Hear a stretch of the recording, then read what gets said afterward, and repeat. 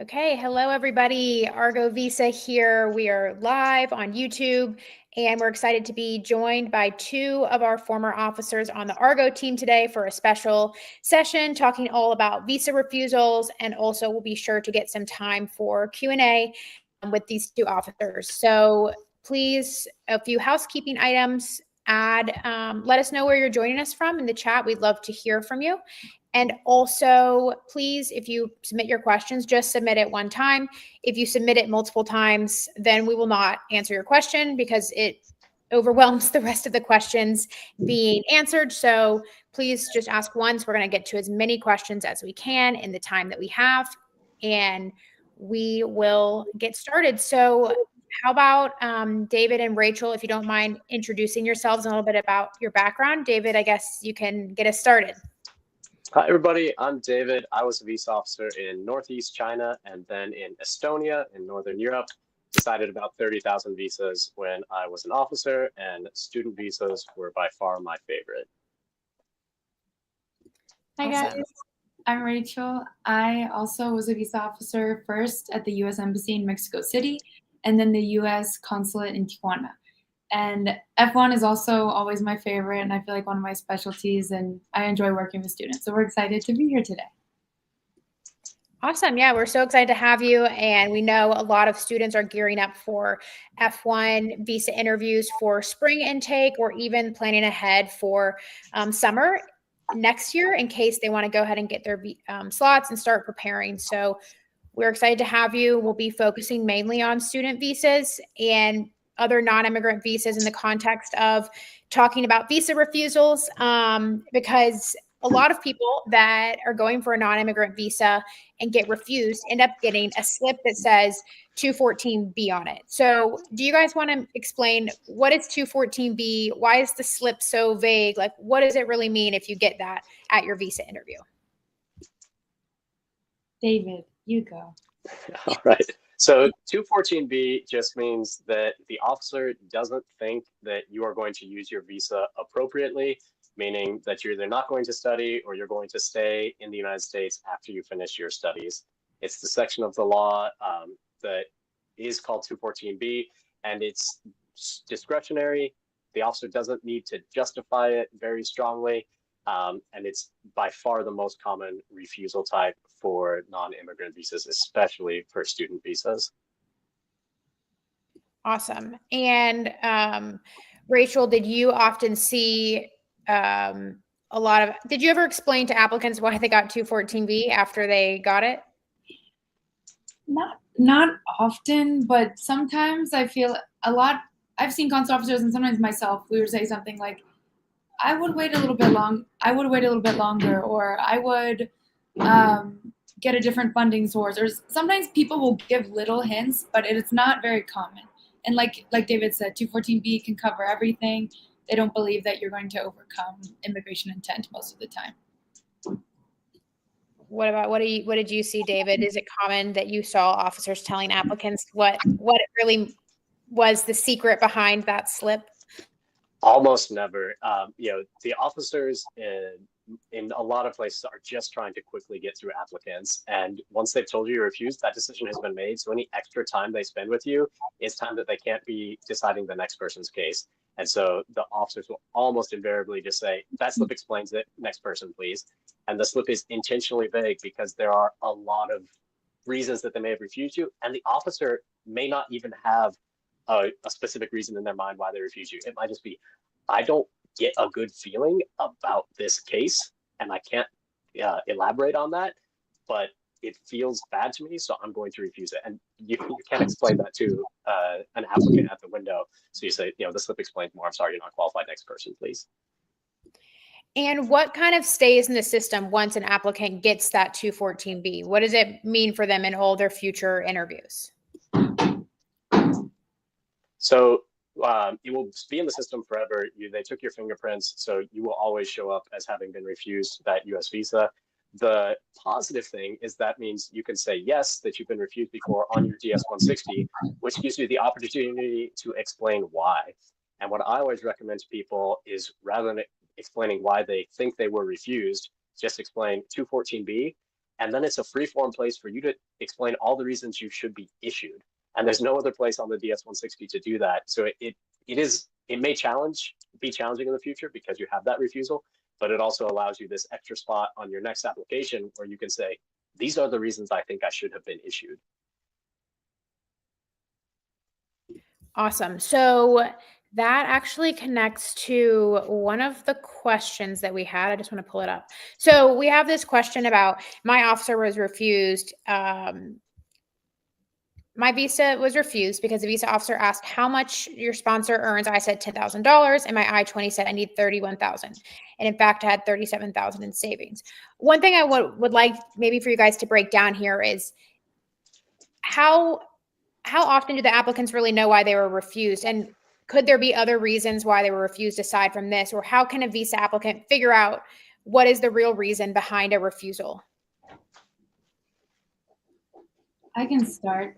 So, for example, with this question, so that might not have been, a lot of times it's not only one reason, but there's sometimes one reason that just tips it off. Like, no, like like David was saying, I don't get a good feeling about this. I'm not sure about their intention, or I don't think she can afford this. And a lot of times, I don't know if there's a way necessarily to, determine, oh, why did they refuse me? But something that the consular officer is constantly thinking about is, does this make sense? Does this degree right now make sense for her, her life, her family, her career plan? Does this funding source make sense? Do I really believe she's going to be a full-time student? Does this living situation make sense? So they're always trying to analyze, does this make sense? Are they using the visa responsibly? Are they going to come back to their country of residence? Awesome. So you're kind of saying there's a bunch of factors that could be considered, and then sometimes maybe there's one thing that tips the scale one way or the other. Yes. And then, so that leads to a very common question we see a lot is people asking if the last question is the reason they got refused. So what do you guys think about that? Is that a myth? Is that accurate that however they answered the last question is the reason for a refusal? David, you seem like you have something to share here. There are definitely cases where that's 100% the case.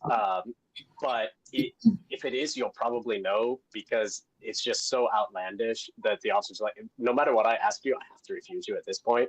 Typically, though, when you hear about that, there's like 5 or 6 questions, and the last question is something related. And then the applicant thinks because it was the last question, then they got the decision. That's what tipped the scales. And I think that's not very common. Most of the time, they're officers trying to look at not your whole picture, but everything that you've shown them and make an assessment based on everything.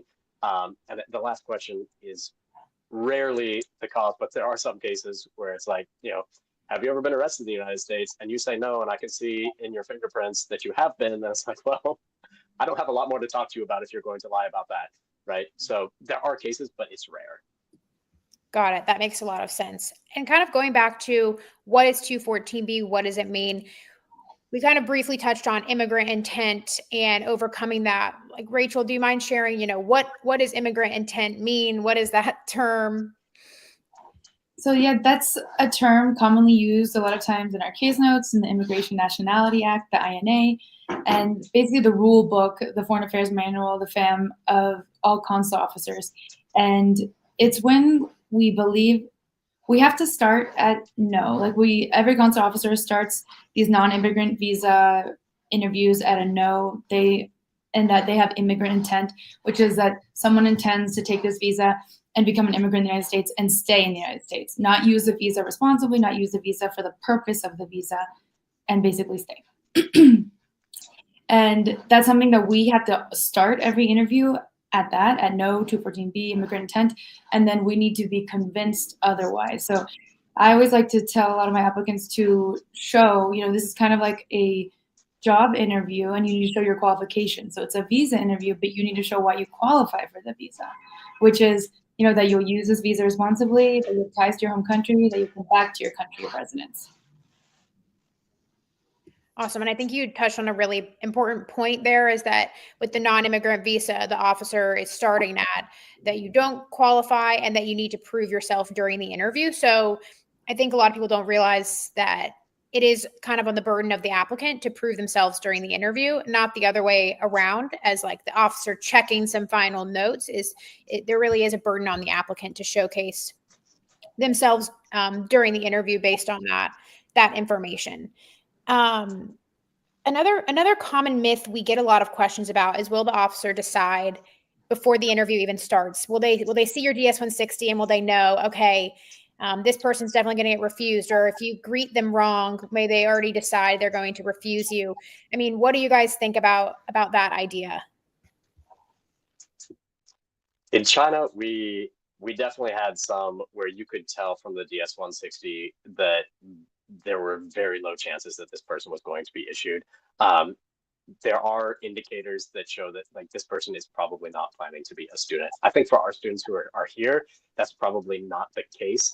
And they are getting a fair shake at the interview, where the officer seeing your DS-160 for the first time when you present your passport to them at the window, and then they're making an assessment based on you, your interview, and your DS-160 in that moment.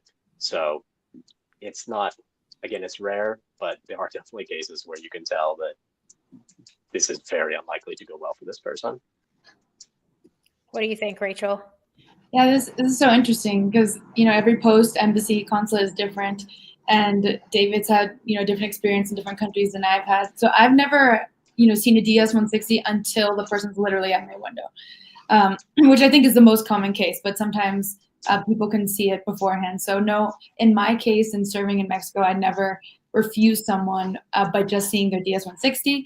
You can tell, yes, when you're scrolling through, and if they have a very large paragraph, when they wrote why were they asked refused, or if they had undocumented stays in the U.S., the officer already gets a feeling of, oh no, like this one's going to be more complicated, or I'm not sure if I can, approve this one. But I still would give the time and, ask the questions I needed to. But as soon as I knew, we're trained that as soon as we know, we refuse, because we need to move on. We need to get to the next case. So if something in the DS-160 tells you that, they could refuse you. But I always asked a few questions, and then if I knew, it was done, then it was time to refuse. Yeah, I think you bring up a really important point about time, and how that really relates to this is that time is of the essence during an interview, especially if you're doing an interview at any country or embassy or consulate that has a high volume of visa interviews. And if you're a student, you're probably going during a more busy time with other students. And so that all makes the situation more high pressure for you as an applicant. So another component, I know we talked about immigrant intent, but I did see a question about it, was about home country ties. So that's another thing we see some myths about, where someone will reach out and say, hey, I got refused even though I told the officer about my home country ties, or I told the officer that I have family in my home country, or I have a property. But it's not often as simple as that. So, I mean, David, what do you think about what are home country ties, this idea? What are the misconceptions that people have that you might see in some of your Argo consultations? Absolutely. I think for most traditional students, they just don't currently have home country ties is the big issue, because they don't have jobs, they don't have families of their own. Typically, they're young, they typically have pretty good English skills. And so they don't have traditional ties that a tourist would. And so they have to think about this tie question very differently. And that is, what does your future look like outside the United States when you've completed your degree? And so if you're in a country that has a really strong need for engineers and they don't have a lot of educational opportunities for them in your country, and you can come get an engineering degree in the United States, even though you don't currently have any ties to your own country, when you graduate, there will be a lot of good reasons for you to leave the United States, because you have these wonderful opportunities in your home country. And so for students, I always talk about, not about, what are your ties to your home country today? Because everybody has some family member, some relative in their home country. But what will it look like in 2, 4, 6 years when you've got this degree? What are your prospects going to look like in your home country? So talking about the job market, or how there's a huge need for people with this skill, or how you are a family of perpetual investors or something like that, where you have really good opportunities in the future in your country, is much better than talking about I have property in my name, or I have parents, or something like that that is not as compelling. Yeah, that makes a lot of sense. Rachel, what do you think? Yeah, I 100% agree with David. And I also say similar things to our applicants about showing your career plan, like showing something specific. Even if this career plan can change, that's fine, but show something specific. Show, like he said, that this sector, the engineering sector, is booming, and that's why I want to study this and go into this field in my country, or work. I aspire to work at X company, and I aspire to get to this position, perhaps if it's a master's, and a master's will help you get there. So I also agree that's the strongest tie they have. A lot of people don't have much. And that if you show them that this is my future, paint that picture of your successful life in your country, I also believe that that's the strongest tie that they have. Awesome. No, I think that that's really good advice, especially going back to the beginning of the conversation, just defining what 214B is. And when you guys were sharing, it can be kind of vague. The officer can apply it for a lot of different scenarios, and a student visa applicant might need to approach the visa interview different than a tourist visa applicant. Like, you're all at different stages of your life, different points in your journey. The visa will play a different role in your life. And so there's a lot of factors that's not as black and white of one way or the other is the correct way to do it, depending on your situation. And I think what you guys also mentioned, which we've talked about throughout the conversation as well, is kind of those tipping the scales and having the different factors that weigh in your benefit during the interview. We focused a lot on 214B, but I would like to, ask you guys what other refusal types are there out there? What kind of risks might applicants have beyond 214B? We have this question about 212A, 3A, 2, but we don't have to, there's a lot of other refusals. I know 214B is a big bucket, but if you guys want to slightly touch on how common is 214B versus the other visa types, and like what other things should people look out for? I can start. So yes, 214B is the most common, like we discussed, immigrant intent, you didn't overcome it. It covers a plethora of things. Oh, I didn't like the energy, the vibe, like they said, like that is part of it. The officer needs to feel peace and feel like that you will use your visa responsibly and come back to your country. And there's other ineligibilities. There's a whole range of other ineligibilities of how people can be refused. If they've had undocumented time in the U.S., if they've perhaps lied to an officer or a CBP official. I could go on and on if they committed a crime. So there are other very common as well, especially in Mexico, a border country with the United States, that I had a lot of time seeing a lot of ineligibilities and really had to get to know them well to decide. But yeah, officers are going to be super careful because they do not want to get in trouble. So if they see something that is on the edge or they're not 100% sure, they will most likely refuse that. And a tip that I will give to our applicants is to know your case. Know your case. Know if you have any undocumented or illegal presence. Know what happened, when it happened. Know the dates. Have your court documents. Show that you know what you're talking about. Because when applicants show up and, oh, I don't remember, it was such a long time ago, or stuff like that, an officer's like, no, I'm not going to put my job on the line for someone who doesn't even know their case or remember the dates that they were there. A lot of officers do want to give you that visa, where they're not all bad humans or rude humans. A lot of officers, especially like me, I wanted to give that visa a lot of times, but sometimes it was too risky when they weren't able to really tell the truth or tell me what exactly happened. Awesome. Thanks for all those details. And I think it really points to like why the preparation is so important, so that you have everything laid out, you know exactly what to expect. And you can even do the mock interviews, with officers at Argo to make sure you're clear on how to discuss any complicated situations, whether it's a 214B refusal or any other type of ineligibility or refusal you may have faced, because that is going to be more you're going to have to share during the interview. David, anything that Rachel didn't touch on that topic? Yeah, for students, it's pretty unusual, at least in China, to refuse them other than 214B, because they just haven't had a lot of time in their life to accrue other ineligibilities. But I would add, for people who have those ineligibilities, remember, the officer can always refuse you 214B for a student visa. So even if you can prove that you aren't a money launderer or have engaged in terrorism or one of these other very strange ineligibilities, um, they can still just refuse you, like Rachel said, because they don't have a good feeling about it or they don't want to take the time to try to figure out if you are eligible. So if you think you might be ineligible for another reason, you absolutely need to 100% know your case, be able to talk about it so that you can satisfy them on that ineligibility and on 214B, which is just officer discretion of, I don't, this is way too complicated and nobody's going to care if I refuse you and I might lose my job if I issue you. So for the officer, the decision is very easy to just refuse you.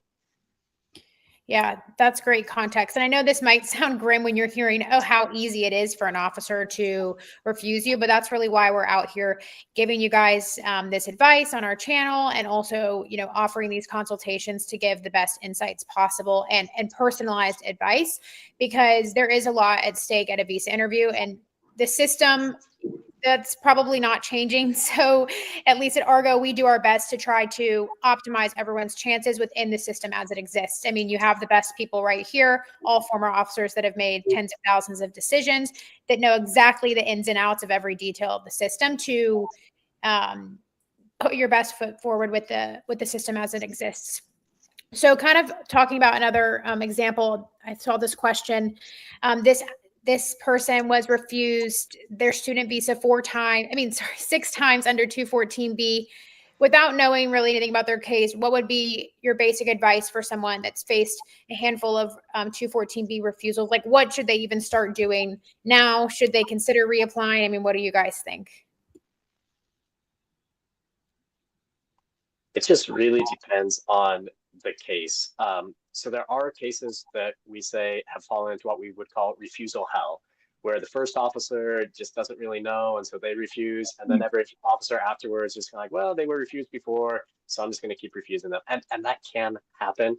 In that case, you need to come up with a new strategy to present your case differently and kind of shake the officer out of, I know it's easy for you to refuse me because I've been refused 6 times before and you don't need to ask me any questions. You can just say, I agree with the previous officers, but here are the 3 reasons you should issue me, and stand out from the other applicants so the officer stops, thinks about it for a second, and looks at your case. There are also cases where like your case might just be really bad. If you're applying to a school that the officers know almost no students show up to, then you're, even if you represent your case another dozen times, they're probably going to keep refusing you because they just know that that school is a magnet for people who are planning to not study. So it may be worth quitting, or it may be worth rephrasing your case. And that's something that the Argo officer can help you with, to ask you, what are the personal details? And do we think that, oh yeah, if we represent it this way, you might get issued on your 7th step, or like, man, like, it's just really unlikely you're wasting your $185 when you go back in and apply. And that's a really great point about the value, because the Argo officer can tell you, hey, this school, there's very, very low chance you'll get approved, or with this funding situation or this X, Y, and Z, that those are your major hurdles that could be impacting you. So they can really help give that insight in the full picture of everything else and like how to tip those scales best in your favor. What do you think, Rachel? Any other advice you'd share for this person? See, I agree with everything David said. I would also like to add, could be like every post is different. There could be something with fraud. That's something big to consider, that a lot of posts are really cracking down because of fraud. And like Davis mentioned, it could be something about that school fraudulent, or day one CPT, as people have mentioned. They could be something suspicious of something, or they could think you're lying. And yeah, something needs to change. Something needs to change in your strategy. Something needs to change in the way you're presenting yourself. And I like what David said, because go out there, take advantage of the interview. Don't just let the interview happen to you, but say what you need to say. And at Argo, we can help you come up with that specific strategy for your specific case. Yeah, and another thing I would caveat here is sometimes we'll see comments on YouTube, someone saying, okay, I got refused. Should I just change my school and reapply again? And that might not be the best plan either. Like, changes are good, but you must like do them in an informed way. So, I mean, what do you think, David? Yeah, it can be really bad to change your school, right? Because then it just looks like you don't have a plan and you're just trying, any way you can to try to get a visa. Same thing with visa types. People say, oh, I got refused for an F. Should I apply for a J? And my typical advice is probably not, unless your life plans have changed significantly since you applied for the F, right? So it can be good to change your school, but it can also be disastrous, because they'll think that you're just trying to do anything you can. Yeah, so it's a really great point that, even though you've got refused, you need to make some sort of change, whether it's strategy or something in your case. Don't just make changes because you could get in an even worse situation that's going to be more alarming to an officer. So it's really important to take a moment, reflect, and get your case figured out with someone, with a professional like Argo. So we've been talking a lot about F1 visas. I've seen a few questions about specific case factors, such as not that one, sorry. Someone asking about changing their sponsor. What are kind of the common reasons you saw F1 students getting refused during your time as a visa officer, or also through the clients you help at Argo, that common reasons for F1 refusals? I think a lot of times what I've been getting, with my applicants here with Argo Visa is the funding. Yeah, like they said, the sponsor, the funding. Oh, my host family, they were just an au pair, now their host family is going to pay for the schooling, which typically consul officers do not like that because you cannot be working on that F1. You need to be a full-time student. You can't be au pairing for the family as they pay for your school. I see that a lot. So I think that the most common reason that I've seen for refusals has been the funding. It's kind of suspicious, like, who's paying for this? Why is your friend or boyfriend or this random person in the US paying for your schooling? As well as the school, a lot of times with community colleges. It's definitely not impossible to get approved for a community college, but you really need to have your plan, your career plan, why this school, why that area, in place. Yeah, and one quick thing just to note there is we get a lot of questions of, oh, can I do this? Can my sponsor be this person? Can it be that person? And often without a consultation, what we have to tell people is, it's not about whether or not it's allowed. It's about how you'll describe it or how the officer will perceive that, and how you're going to be able to explain that in the context of the quick interview in that case. And so sometimes, like with what Rachel was saying about maybe an au pair family or those things, it's not about whether or not it's allowed under the rules of US law, but it's how the officer will perceive that, and making sure you get ahead of that perception and can explain it in a way that makes sense. Did you have any other thoughts, David, on common F1 refusals?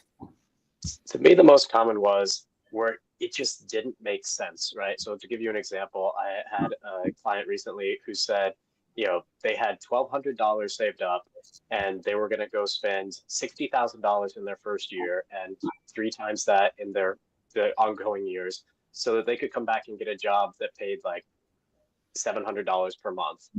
And you just, as the officer, you look at that like, even if this person lives to be 200, that still doesn't make financial sense for them to do this. And it may not be that extreme, but something like that, where it's just when the officer puts themselves in your shoes for, the 30 seconds or minute of information you've given them, is like, man, is this a good decision? It seems like it's probably not. And then they're going to think, well, you're just trying to use the student visa so that you can come live and stay in the United States forever. So having it make sense, and what can trip people up is sometimes people have complicated cases, and they want to try to explain everything to the officer. You don't have time to explain everything. So you've really got to distill your case down to a short that you can say in 30 seconds, this is who's paying for me. This is why it makes sense for me to go to this school. This is my future when I get back. Even if your sponsor is your second cousin's barber who, walks the dog one time, right? Like, the officer doesn't need to know all of that. They just need to know that your sponsor is wealthy and you have a connection to them. So distilling your story into something that the officer can digest and believe is credible in the minute to 2 minutes that they're actually talking to you is really, really important. And you can't just go into the interview thinking, I'll just answer their questions truthfully and I'll get issued, because that's in a lot of cases not going to work. Yeah, and I think that's a great point, just to highlight that there's a lot to distill for the format of the interview. And not only is it incredibly important, but it's also really difficult. So it's not as simple as just giving like one word answers or explaining things in the way that you maybe would share it with your cousin or something else, because it is a different format at the interview. Okay, so a lot of questions in the chat. Just a reminder, everybody, please only ask your question one time, or we'll not be able to answer it because it kind of buries everybody else's questions in the chat. So next question is really more about how the visa interviews impact, a visa refusal impacts your future interviews.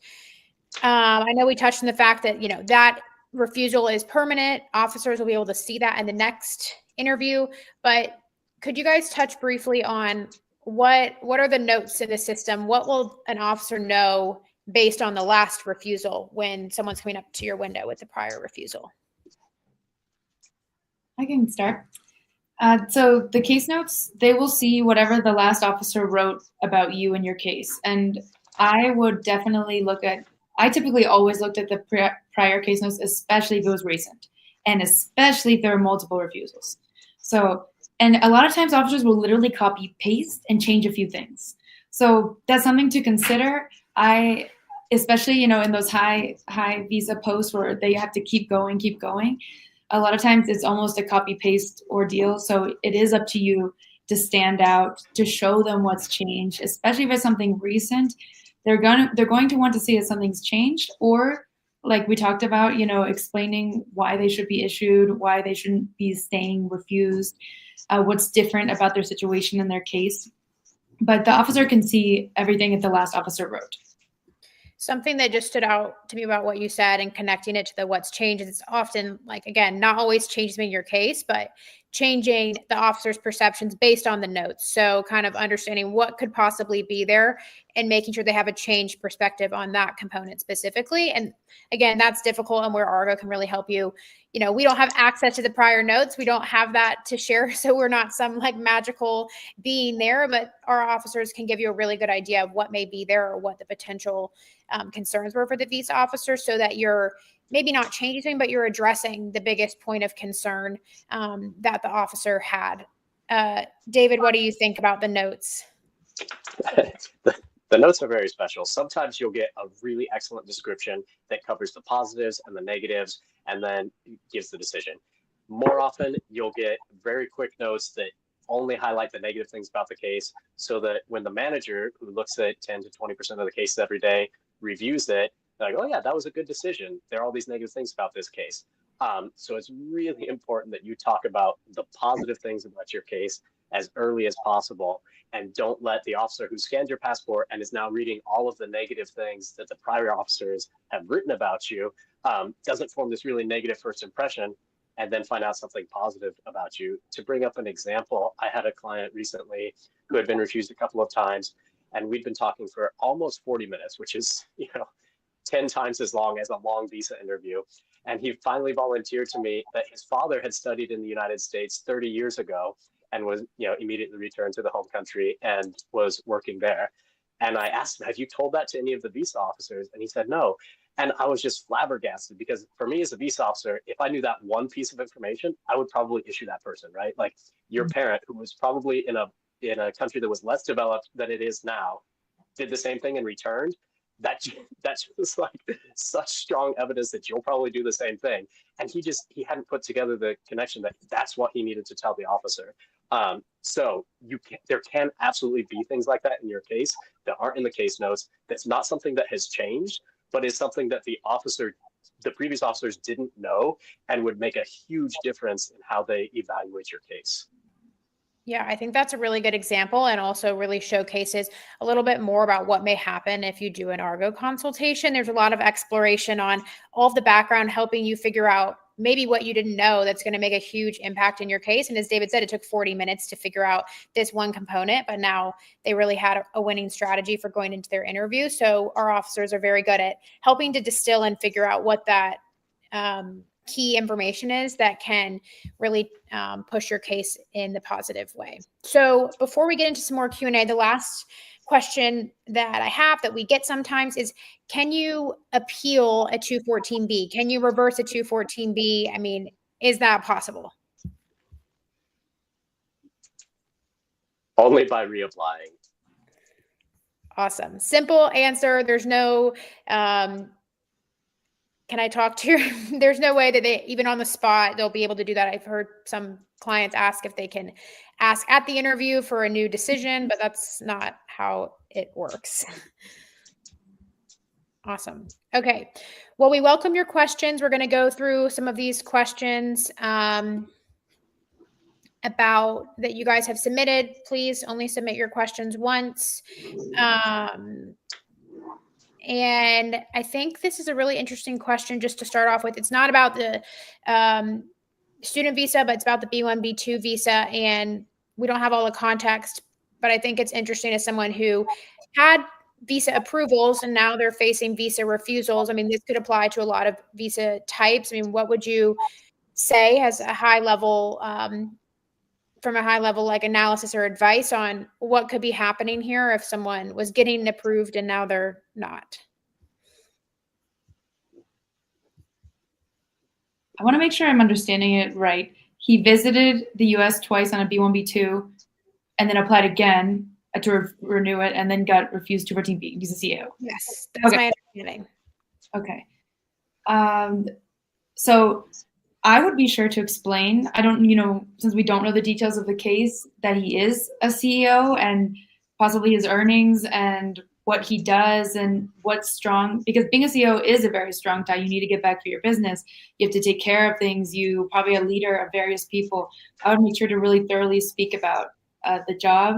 And the 214B, it can cover so many things. It can cover, I don't know how long he stayed. Could be an longer stay, overstay, or they just, don't feel like you're going to use the visa responsibly or come back. Got it. Awesome. Thanks for sharing. This one I'm just going to touch on because there's been a handful of questions about the new administration. I think from a high level, there's a lot we don't know until we know.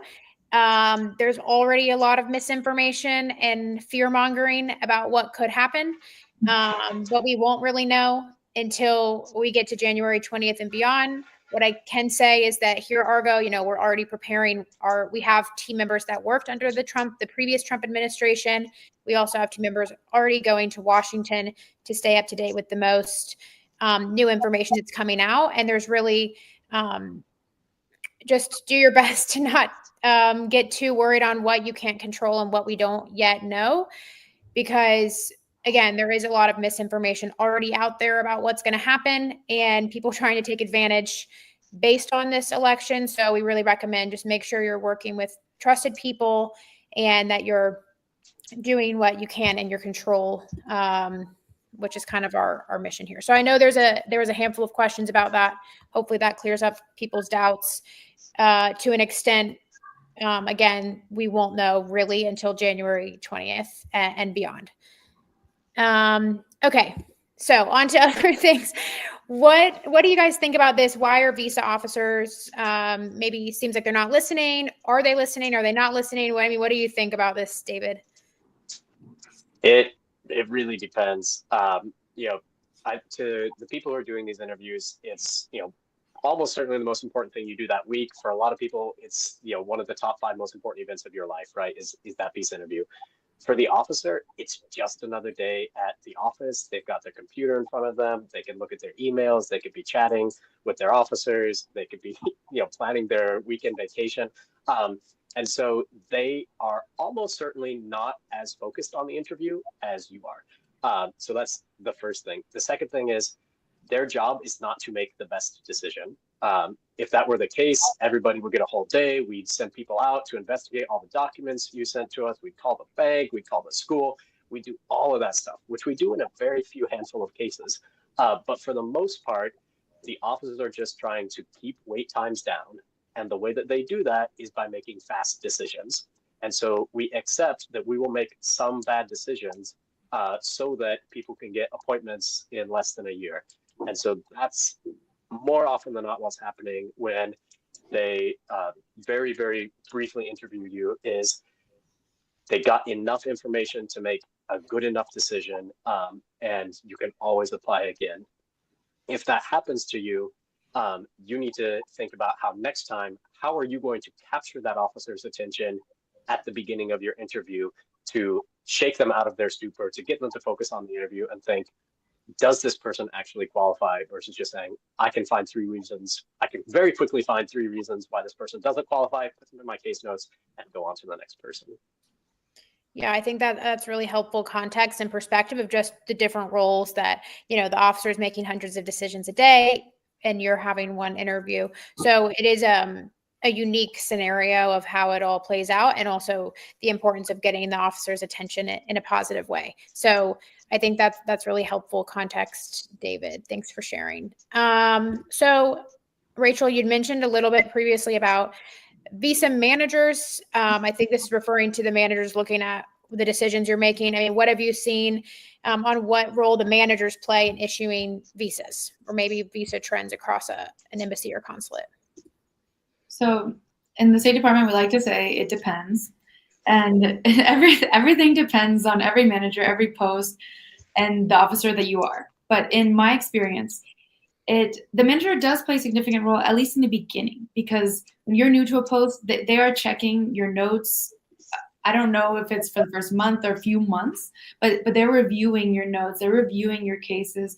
They're also always, for your whole tour, the whole time you're serving at that embassy or consulate, they're seeing where you are in the metrics, how many you are doing per day, as well as if your approvals and denials are within the range of your fellow colleagues. So if you're approving too many, they're going to talk to you. That was my case. If you're denying too many, they're going to talk to you. Typically, you don't get as much trouble if you're denying too many. It's usually if you're approving too many.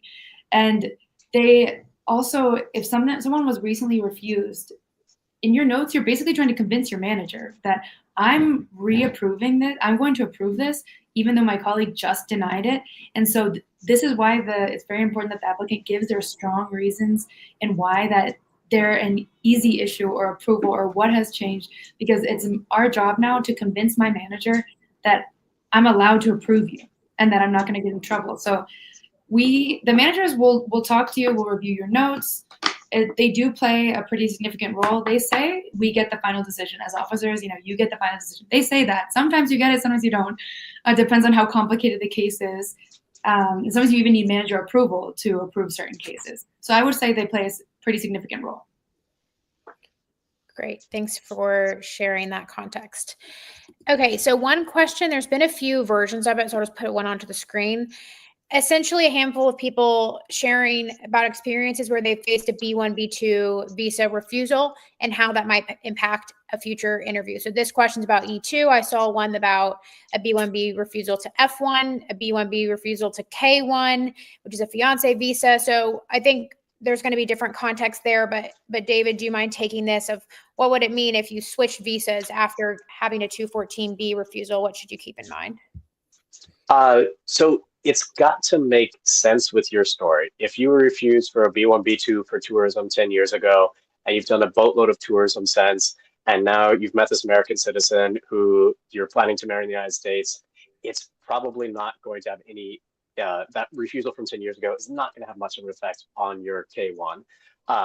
But if you applied for a B2 2 months ago, and then you applied for an R visa 2 weeks ago, and now you're applying for a J visa, it's going to look like you're just trying any way you can to get to the United States. So it depends. And I think the most important thing is, does the picture that the officer can see based on the interviews they've done with you, does your life make sense? And are you telling the truth every time you come in and interview?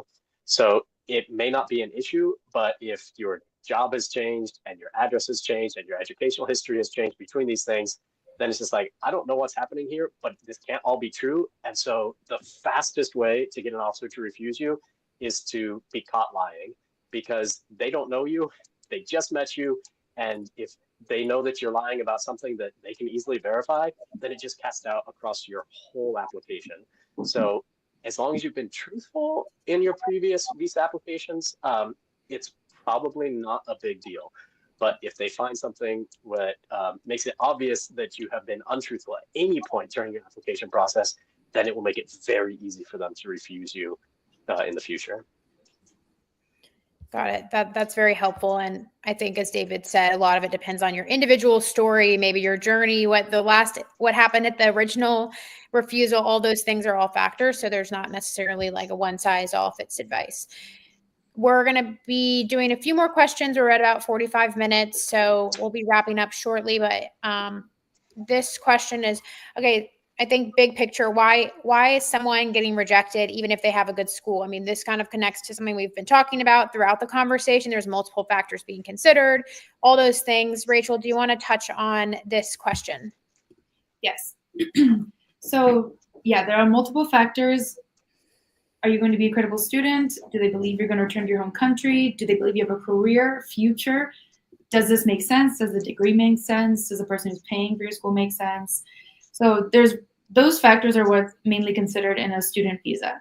So that's great that it's a good school. And unfortunately, sometimes different posts are different, cracking down, a lot of times because of fraud, like we mentioned before. So there are a variety of factors, but those are the most important factors that I just mentioned. And also that they feel that you are telling the truth and that they can believe you. Like what David said, if you say all the right things, but there's some sort of feeling that this just isn't right or this just doesn't make sense, they will deny it. Yeah. And I think one thing that you mentioned that we've been seeing is just generally student visa refusal rates have been increasing over the past couple of years. Just a few years ago, about 21% were getting refused. Last year in 2023, 36% of student visa applicants were refused, which is a really high percentage because that's all student visa applicants. And we don't have the numbers from 2024, but we've seen a lot of data and analytics that it's still, continuing to increase that student visa refusal rate or staying stable at what we saw in 2023. Do you have anything else to add on that question, David? It's tough with good schools because normally if it's a tier 1 school, right, like top 20 or 30 in the country, that shows that you've done a lot of work to become a student. And so my suspicion is there's something else going on, and it all depends on how you define a good school. But the officers can Google the acceptance rate at your school. If your school accepts 100% of people, the officers know that I-20 just cost you a little bit of money and that you didn't have to do any additional work to do that. And that casts a lot of doubt on whether you're actually planning to be a student. And the more selective your school is, the more evidence the officer has that somebody else has already done all the work to verify that you're a real student. And so the officer just needs to check, do you have the money or some other minor details? I think that makes sense. And one thing, if you don't mind expanding on, I think you brought a really interesting component is how do you define a good school? I mean, different officers may define that differently. There's going to be different points. So David, do you mind expanding on that idea a little bit further? So when I do consultations, I Google the school and the acceptance rate. And if it's anything above 90%, then I'm starting to think, it might be a verified school, right? There are some excellent schools that have a 90% acceptance rate, but it's showing me that client is going to have to do a little bit more work talking about why it makes sense for them to do that. And the worst thing that they can do is say, this is the best school, because the officer can also check the rankings and they know that it's not. So don't lie about it. Just say, this is a good enough school, right? I couldn't get into the school that only accepts 20% of people, and it was too expensive for me anyway. But I got into this school, and nobody in my country cares because they don't know anyway. So I just need a degree from that country in order to launch a degree from a US-based school to launch my career. And that explanation will go a lot farther with an officer than saying, I got into this very excellent school. It is the perfect school for me. It is the best school and I will get a very good job in my home country, right? That's not believable. They're like, yeah, it's not the best school, but it's good enough for me and I can afford it. And I have this great opportunity when I get back. That's something that the officer could say, you're not lying to me and I believe you. Yeah. And that kind of really goes back to what you had been talking about earlier, what we've been talking about earlier, just having something that makes sense to the officer, giving a story, explaining your situation in a way that makes sense to them, that they can kind of wrap their head around in terms of when it's convincing, feels authentic, that sort of thing. I don't have a question to put onto the screen, but there's been a handful of people asking about family in the US, all those factors. There's some myths that if you have family in the US, or maybe not myths, there's some ideas that if you have family in the US, it's an automatic refusal. There's no one size fits all, but what are your general thoughts about when an applicant comes to the window with family in the US? Can start. From having served in Mexico, most Mexicans, have family in the U.S. So that was a very common theme for basically all my interviews. I personally did not care too much if the profile was strong, if I believed the applicant, if I believed, okay, say it's B1, B2, if they do have a stable career here in Mexico or whatever country, and they have an aunt or they have a sister, in the US, and they're going to visit their sister, but they told me the truth that they were going to go visit their sister, is one.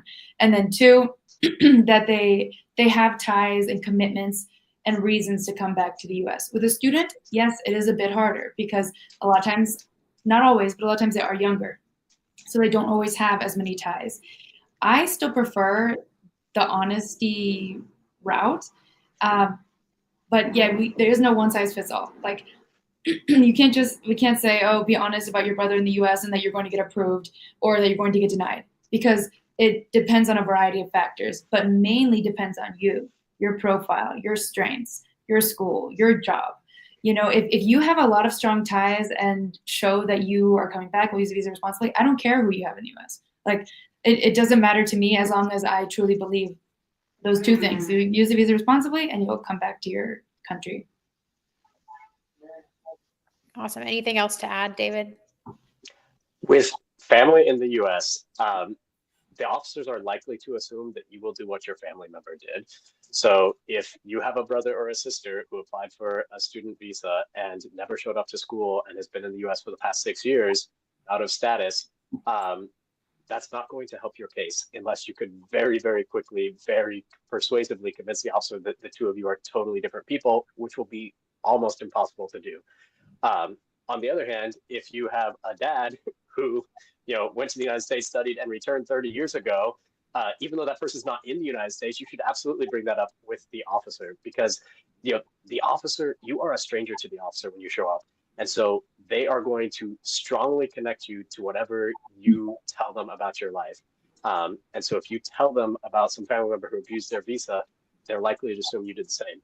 The one thing I would also add is that if you have a family member in the United States, it's probably better to disclose it, because you don't know if it will help or hurt unless you talk to one of us about it. But what can happen is you don't disclose it, and then 5 years later, you keep getting refused, and then you talk to me about it, and I say, oh, had you disclosed that on the first day, it would have been no problem. But now you've been lying about it for 5 years, and it's going to be very hard for an officer to issue you and say, oh, now you're being honest with me about this family member in the United States, but you weren't for the last five years, and they will likely refuse you for a number of years afterwards, just because you shouldn't have been lying to them the previous years. So there are cases where it might help you to conceal it, but it's a dangerous game to play, and it might really harm your approval chances in the future. Yeah, I think that's, you touched on a few things, and we're running out on time, but just that, yeah, you are a stranger when you come to that interview. And so that is your opportunity to help the officer get to know you in a way that's going to help you. And also, if you do have questions about how something's going to impact your personal case, how do you explain something? How do you navigate something? Come to us first before you are in a much tougher situation.